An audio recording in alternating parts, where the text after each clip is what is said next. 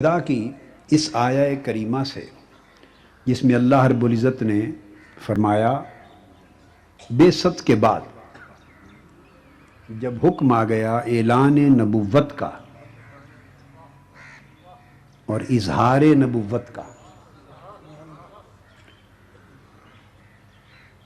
تو حکم آیا کہ یہ پیغام سب سے پہلے اپنے اقربا تک پہنچا دیں، اپنے گھر والوں تک پہنچا دیں، خاندان والوں تک پہنچا دیں۔ وَأَنذِرْ عَشِيرَتَكَ الْأَقْرَبِينَ، اقربین اپنے اقربا کو پہنچا دیں۔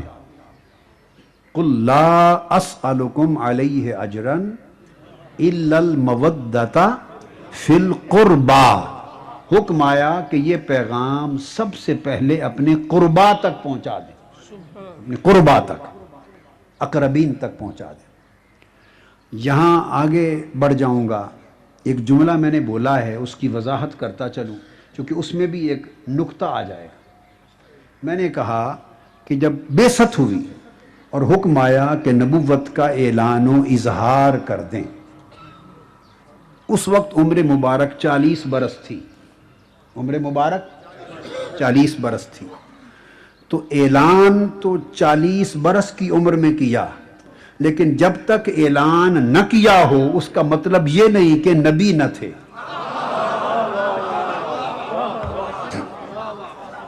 آپ میری بات کو سمجھے ہیں؟ اعلان 40 برس کی عمر میں فرمایا، مگر جب اعلان کیا تو کیا مطلب ہے کہ نبوت ثابت بھی اسی دن ہوئی؟ نہیں، ثبوت کسی حقیقت کا اور شے ہے، اظہار و اعلان اور شے۔ ثبوت اس کے لیے ہوتا ہے، اعلان اوروں کے لیے ہوتا ہے۔ ثبوت ہونے کے لیے ہوتا ہے، ثبوت ہونے کے لیے ہوتا ہے، اعلان بتانے کے لیے ہوتا ہے۔ تو ثبوت نبوت کا تو حضرت آدم کی تخلیق سے بھی قبل تھا۔ پوچھا گیا یا رسول اللہ متا وجبت لکن نبوت، یا رسول اللہ حضور آپ کو لیے نبوت ثابت کب ہوئی؟ آقا آپ نے اعلان نبوت کا اعلان کب کیا؟ اعلان تب کیا جب 40 برس عمر تھی۔ آقا آپ کے لیے نبوت ثابت کب سے ہے؟ فرمایا جب آدم بھی پیدا نہ ہوئے تھے۔ تو کسی چیز کا ثبوت اور چیز ہے، اس کا اظہار و اعلان اور چیز ہے۔ اگر کسی کو کتابوں میں اظہار نہ ملے تو ثبوت کا انکار نہ ہو، کسی کو اظہار نہ ملے تو ثبوت کا انکار نہیں ہو سکتا۔ یہ ایک بات کہی میں نے۔ آگے چلتے تو آقا علیہ السلام کو حکم ہوا کہ اپنے اقربا میں اعلان کر دے۔ تو آقا علیہ السلام نے اسلام کی ابتدا اقربا سے کی، اسلام کی ابتدا۔ تو جب ابتدا کی بات تھی تب بھی اقربا کام آئے۔ جب ابتدا تھی، بولیے جب ابتدا تھی تو حکم آیا تب بھی اقربا تھے، اور جب اسی اسلام کی بقا کی بات آئی تو تب بھی اقربا تھے۔ سو اس ابتدا کی بات کریں گے اور 10 قرائن دوں گا۔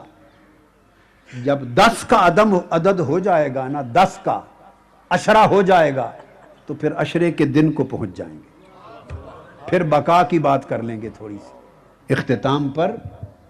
جب عشرہ تلک عشرۃ کاملہ، جب 10 پورے ہو جائیں گے قرائن اور یوم، تو پھر جب 10ویں قرینے پر پہنچیں گے تو پھر تھوڑی بقا کی بات کر لیں گے، تاکہ دل اور دماغ بھی روشن ہو جائیں اور آنکھیں بھی بھیگ جائیں۔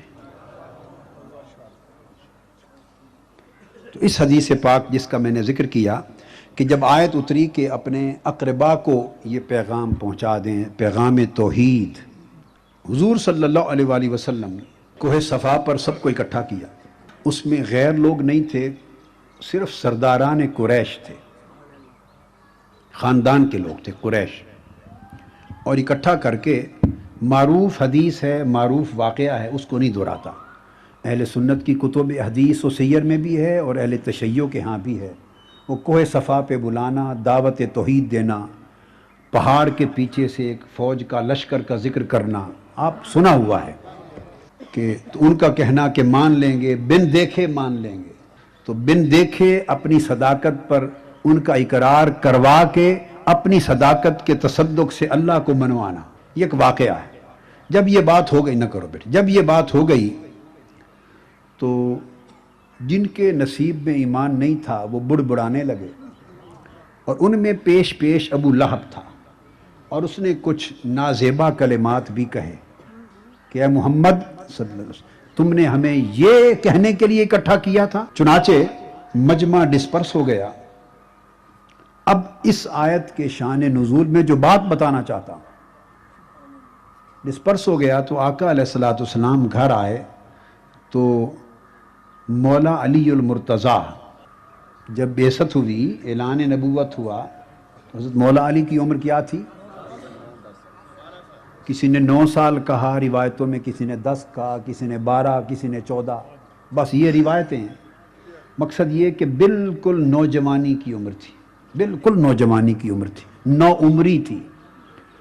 یہ بات خاص نکتے والی ہے، نو عمری تھی، اور اس عمر کا بچہ 9، 10 سال، 12 سال عمر کا بچہ ہو، وہ کوئی اس کا اپنا گھر الگ ہوتا ہے رہنے کا یا باپ کے گھر میں رہتا ہے؟ میں تو بڑی سادہ بات کروں گا جس پر دوسری بات کی گنجائش نہ ہو، کہاں رہتا ہے؟ اگر آپ کے بچے بھی 9، 10 سال کی عمر میں الگ کرائے کا مکان لے کے رہتے ہیں تو کہہ لیں کہ مولا علی کسی الگ مکان میں رہتے تھے۔ اگر اس عمر کا بچہ باپ ہی کے گھر رہتا ہے تو پھر اتنی بات کو ذرا ذہن میں محفوظ کر لیں۔ آپ نے حضرت علی کو بلایا، وہ ابھی علی ہیں، وہ مولا غدیر میں بنے، مگر وہ بھی وہی بات جو میں نے کہی، وہ مولائیت کا اعلان ہے۔ جن کو ولایت ملنی ہے وہ مل تو پہلے چکی ہوتی۔ آپ نے بلایا، فرمایا علی اپنے گھر۔ اب یہ جو کل بلائے تھے ہم نے کوہ صفا پر، سارے قریشی سردار اور بڑے بڑے پگوں والے، گھروں والے سردار، ان کو پھر اپنے گھر بلا اور اچھا کھانا پکا اور ان کی دعوت کر، تاکہ گھر میں آ کے پھر میں بیٹھ کر ان پر محنت کروں اور دعوت توحید دوں۔ امام ابن جریر طبری روایت کرتے ہیں۔ اب میں پہلے حوالے دے لوں آپ کو تاکہ پتہ چل جائے کہ یہ کوئی یوں ہی چلتے چلتے کسی مورخ نے کہہ دی ہے کہ بڑی ثقہ، ٹھوس اور محقق بات ہے۔ حوالے سن لیں، امام ابن جریر طبری، امام بیہقی، حوالے سب اس لیے میں بتا رہا ہوں آپ کو کہ اگر یہ بات آپ نے کہی، اگر اہل تشیع اور ملت جعفریہ کی کتب حدیث اور کتب سیر کے حوالے دیے تو وہ اس بات پر اس کا معنی کچھ اور ہوگا، اور اگر اہل سنت کی کتب حدیث اور کتب سیر کی، اپنی کتب حدیث و سیر کے حوالے دوں تو معنی اور ہوگا۔ سو میں اہل سنت کی کتب حدیث اور کتب سیری کو لے رہا ہوں۔ تو امام بیہقی عظیم محدث ہیں، انہوں نے روایت کیا، امام ابن جریر طبری نے روایت کیا، امام ابن اسیر نے روایت کیا، امام ابن کثیر نے روایت کیا، امام ابن عساکر نے روایت کیا، المقریزی نے روایت کیا۔ یہ تمام محدثین جو ساتوں کے حوالے میں نے دیے بیان کرتے ہیں کہ آقا علیہ السلام نے فرمایا علی کھانا کر، تو چنانچہ مولا علی المرتضیٰ نے اپنے گھر ان سارے سرداران قریش کو بلا کے حضور کی دعوت توحید کی اشاعت کے لیے دسترخوان بچھایا، کھانا پکایا اور آقا کو بلایا اور پہلا جلسہ رچایا۔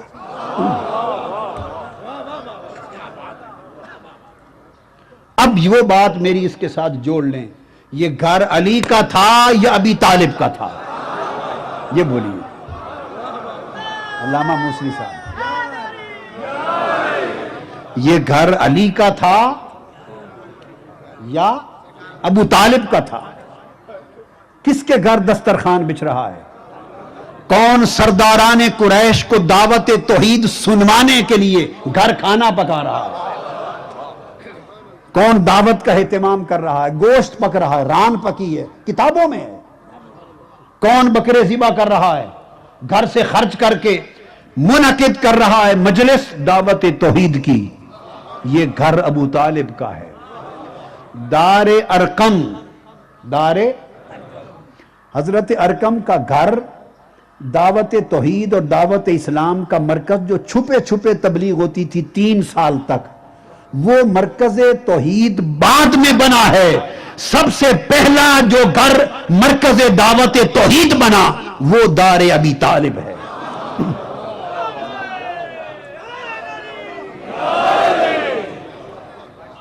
چنانچہ آقا علیہ السلام تشریف لے گئے،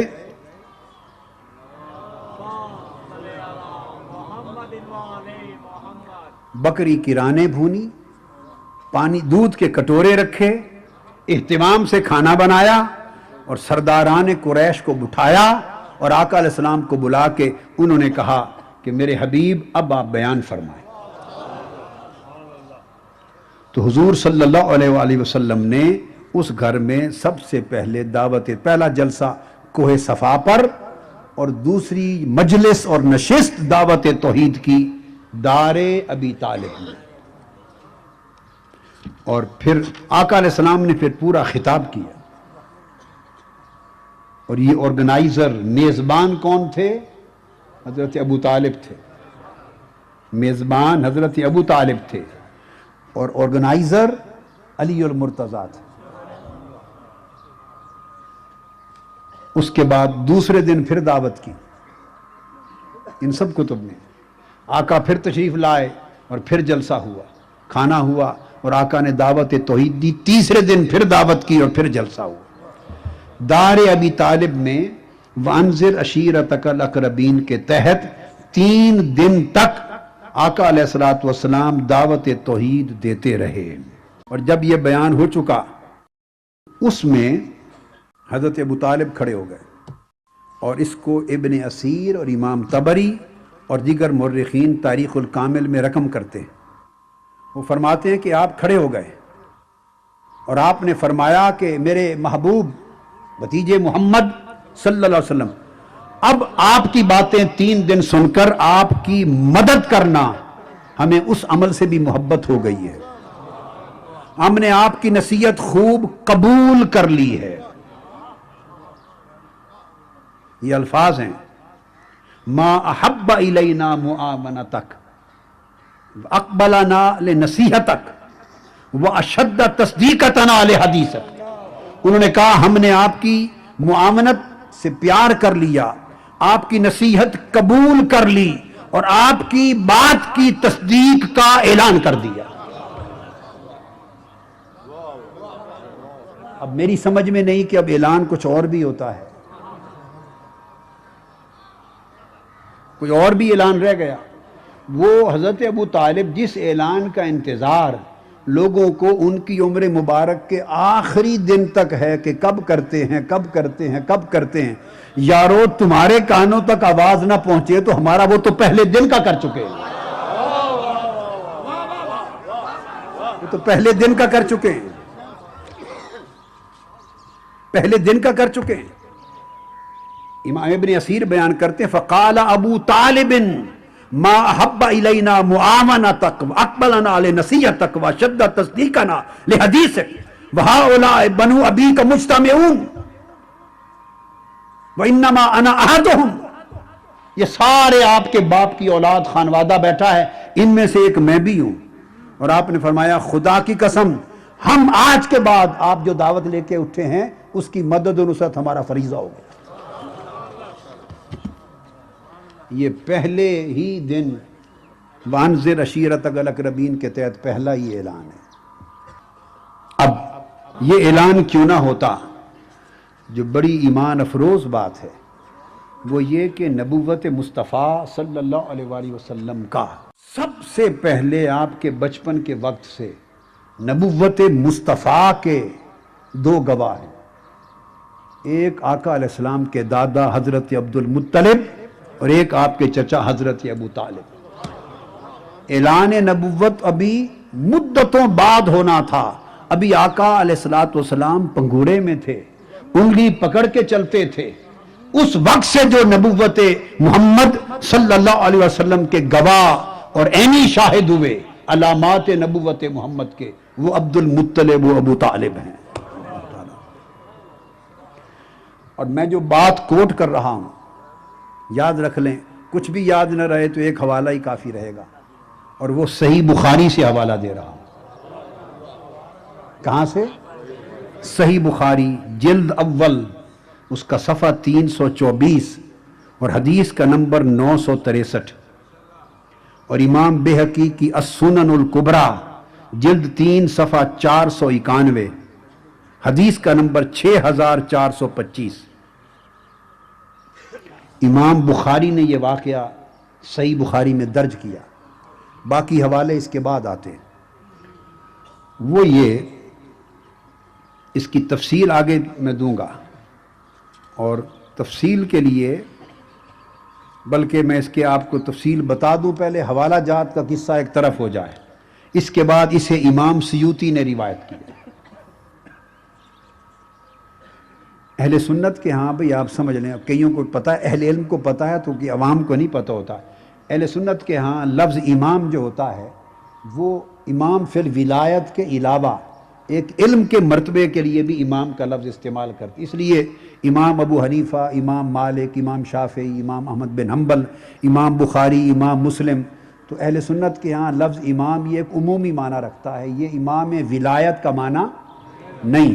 مگر ایک سمجھ لیں، سنی صحیح العقیدہ اہل سنت صرف وہ ہے جو امام ابو حنیفہ اور امام بخاری سے لے کے آج مسجدوں کے اماموں تک بھی سارے امام مانے، مگر یہ کہے کہ ان ساروں کی امامتیں ایک حسین کی امامت کی گرد پر قربان۔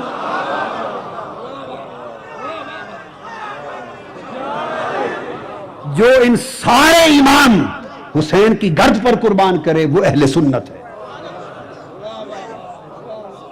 جو ان امامتوں میں یہ فرق رکھے، ان امامتوں میں یہ، رات منہاج القرآن میں جلسہ تھا، ہر مکتب فکر کے عالم آئے ہوئے تھے، اس میں کچھ علماء ہر مکتب فکر کے تھے نا، آپ سمجھ گئے بات، ہر ایک کے، اس میں کچھ علماء جب امام عالی مقام کا نام لیتے تو حضرت حسین کہتے، وہ اپنے ساتھ لفظ امام بولنے سے کتراتے تھے۔ تو میں نے جب آخر پہ گفتگو کی تو میں نے اتنا پیغام دیا کہ اللہ کے بندو، 1400 سال میں 10,000 لوگوں کو، ہستیوں کو، بزرگوں کو امام ماننے والوں، 10,000 بزرگوں کو امام ماننے والوں، سب 10,000 اکابر کو، لاکھ اکابر کو، بزرگوں کو امام کہتے ہو، صبح و شام کہتے ہو، اور جب اس ذات کی بات آتی ہے کہ امامت جن کے قدموں سے نکلی ہے وہاں نہیں کہتے۔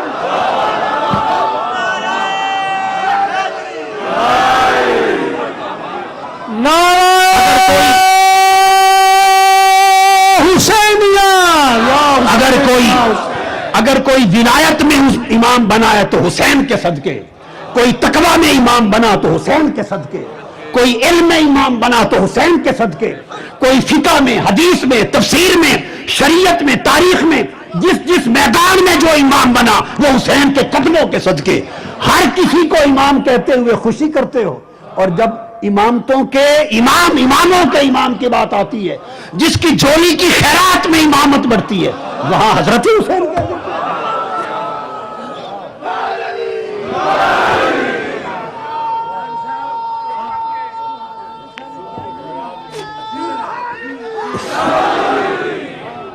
اور آپ کو پتا ہے اہل سنت ہونے کے ناطے میں فقہی مشرب میں حنفی ہوں، اپنی فقہی مشرب میں میں امام ابو حنیفہ کا مقلد ہوں، حنفی ہوں، تو میری فقہ میں امام ابو حنیفہ وہ اس لیے امام ہے میرا فقہ کا امام حضرت امام ابو حنیفہ اس لیے میرا امام ہے کہ وہ امام جعفر صادق اور امام محمد باقر کا غلام ہے. اور انہوں نے خود کہا حسین کو فقط حضرت حسین کہہ کے چل پڑنے والوں اور امام کہنے سے کترانے والوں امام ابو حنیفہ نے فرمایا. امام ابو حنیفہ میں فرمایا جس کو فقہ کے اہل سنت کے فقہ کے سب امام اعظم کہتے ہیں. انہوں نے کہا لولا السنتان لہلک النعمان. خدا کی عزت کی قسم اگر امام محمد باقر اور امام جعفر صادق کے قدموں میں جو میں 2 سال بیٹھا اگر میری زندگی میں وہ 2 سال نہ ہوتے تو میں ہلاک ہو گیا ہوتا. ارے یہ گھرانہ تو یہ تو وہ امام ہیں، یہ وہ امام ہے جو ان کے قدموں میں 2 سال بیٹھ جائیں وہ امام اعظم بن جائیں، جو ان کے قدموں میں بیٹھ جائیں امام ہو جائیں. تو مجھے تو خدا کی عزت کی قسم امامت سے اوپر چونکہ نبوت ہو نہیں سکتی، ختم نبوت ہے. حضور کے بعد کوئی کسی کو نبی کہے کافر ہوگا. نبوت ہو نہیں سکتی اور امامت سے اوپر کوئی اور لفظ نظر آتا میں حسین کو امام نہ کہتا وہ لفظ کہتا. امام سے اوپر کچھ ہوتا. وہ تو امام قدموں سے امام بنانے والے ہیں. یہ تو فاطمہ الزہرا کا گھرانہ ہے جو ان کے در پہ سائل ہو جائے امام ہو جائے. وہ تو امامت خیرات میں دے دیتے ہیں. ہائے ہائے ہائے وہ تو خیرات میں دے دیتے ہیں. تو میں عرض کر رہا تھا کہ یہ جو تو امام جلال الدین سیوطی نے روایت کیا جو واقعہ آگے بیان کرنے والا ہوں میں یوں ہی کروں گا کہ حوالے سارے پہلے سنا دوں تاکہ آپ کو پتہ ہو کہ بات کتنی پختہ سند کی ہے. الخصائص الکبریٰ میں امام ابن عساکر نے بیان کیا ہے، امام قسطلانی شارح بخاری انہوں نے بیان کیا ہے، امام حلبی صاحب سیرت حلبیہ نے بیان کیا، علامہ احمد ذہنی دہلان نے بیان کیا، علامہ بلازری نے بیان کیا، علامہ شہرستانی نے الملل والنحل میں بیان کیا. یہ تمام محدثین ائمہ علماء یہ کثرت کے ساتھ روایت کرتے ہیں. واقعہ یہ ہے کہ راوی بیان کرتے ہیں کہ اہل مکہ میں بڑا شدید قحط آ گیا. آقا علیہ السلام کی عمر مبارک بہت تھوڑی تھی، چھوٹی عمر تھی. قحط آ گیا، 2 سال قحط رہا. روات بیان کرتے ہیں کہ ہم مکہ میں پہنچے اور دیکھا 2 سال سے قحط تھا، بارش نہ تھی، لوگ بڑے پریشان تھے، وادیاں جل گئی تھی، فصلیں جل گئی تھی. لوگ وہ کہتے ہیں کہ میں حرم کعبہ میں پہنچا، خاص بات ہے حرم کعبہ میں، تو اہل مکہ قریش سب لوگ پریشان ہو کر قحط سے خانہ کعبہ کے پاس کھڑے ہو کر دعا کر رہے تھے بارش کی. وہ کہتا میں بھی شریک ہو گیا. تو دعا میں کوئی لات کو پکارتا تھا. اب یہ میں کرینہ دوسری دلیل دے رہا ہوں. پہلی دار ابی طالب کی ہو چکی، اب دوسری دلیل آ رہی ہے. کوئی لات کو پکارتا، کوئی منات کو پکارتا، کوئی حبل کو پکارتا، کوئی عزا کو پکارتا اور بارش مانگتے. بتوں کے نام پکار کے بارش مانگتے. جب پریشان ہوئی تو بارش تو نہیں آئی، کچھ نہیں بنا، تو کسی نے بآواز بلند کہا بھئی تم کیا کرتے ہو، بارش قحط اتنا شدید ہے، آؤ سب مل کے حضرت ابو طالب کے پاس چلیں.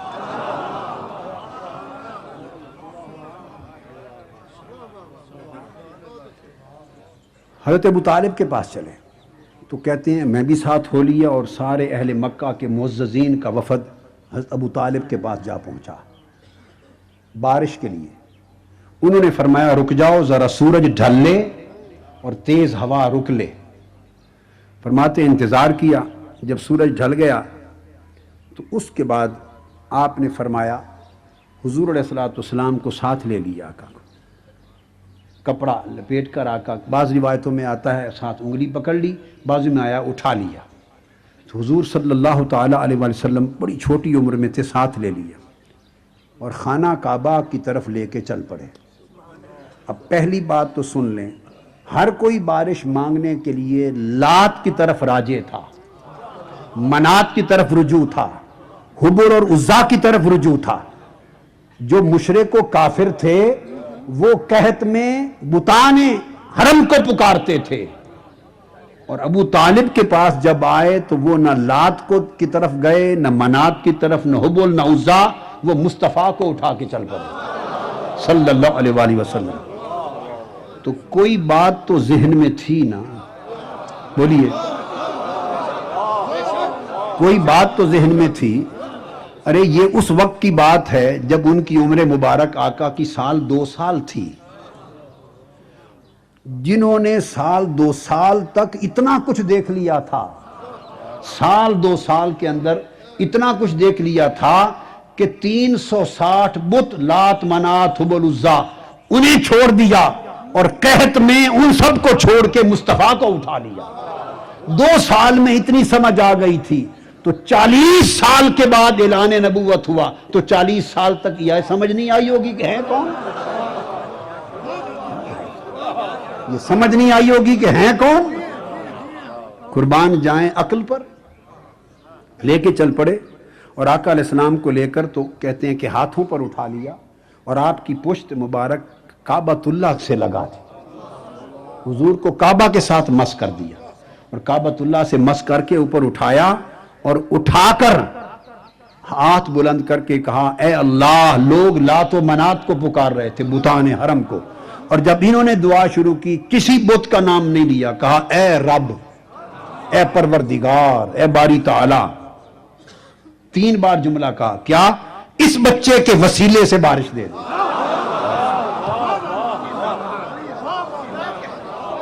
اس بچے کے وسیلے سے بارش دے دے، اس بچے کے وسیلے سے بارش دے دے، اے باری تعالیٰ اس بچے کے وسیلے سے بارش دے دے۔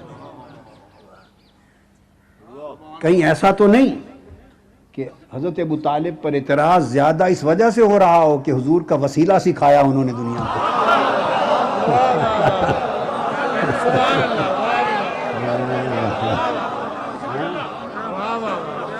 اس بچے کے وسیلے سے بارش دے دے، 3 بار دعا کی، اور وہ کہتے ہیں کہ ابھی ہاتھ ان کے دیر نہیں گزری تھی، آسمان پر بادل چھا گئے، اور دعا کے کلمات حرم کی فضا میں ابھی گونج رہے تھے کہ موسلا دار بارش شروع ہو گئی، اور اتنی بارش ہوئی کہ صحابہ کہتے ہیں کہ خطرہ ہو گیا کہ کہیں مسجد نہ گر جائے۔ اور اس موقع پر پھر حضرت ابو طالب نے جب بارش ہو گئی اور حضور کا کمال دیکھا، ارہاس بولتے ہیں اس کو، نبوت کے اعلان کے بعد ہو تو معجزہ کہتے ہیں، پہلے ہو تو ارہاس بولتے ہیں، یہ علمی بات سمجھا دی، مگر عرف عام میں آپ معجزہ سمجھ لیں۔ تو اس موقع پر جب یہ معجزہ، یہ برکت دیکھی تو شاعر بھی تھے حضرت ابو طالب، انہوں نے آقا کی شان میں 2 شعر کہے، ہائے ہائے، آقا کی شان میں 2 شعر کہے، اور وہ جو 2 شعر ہیں ان کو امام بخاری نے الجامع الصحیح میں روایت کیا۔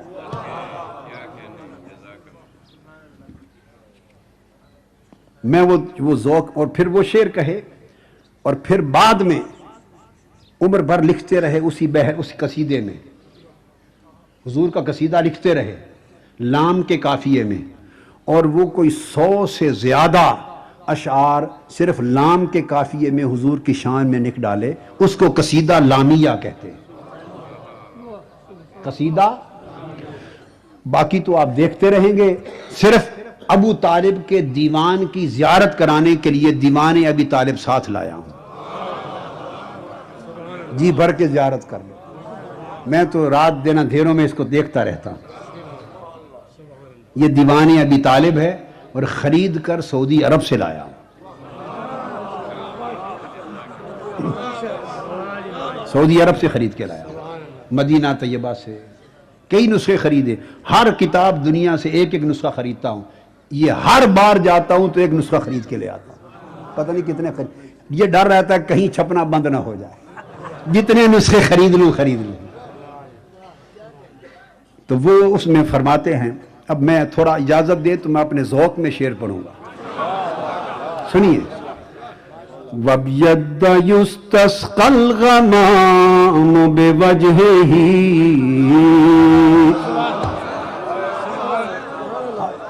حضرت ابو طالب فرماتے ہیں قربان جائیں ابو طالب، کوئی کیا کہتا پھرے میں تو قربان جاؤں، ہائے ہائے ہائے، انہی شعروں پر ہی قربان جاؤں بس، ہائے ہائے۔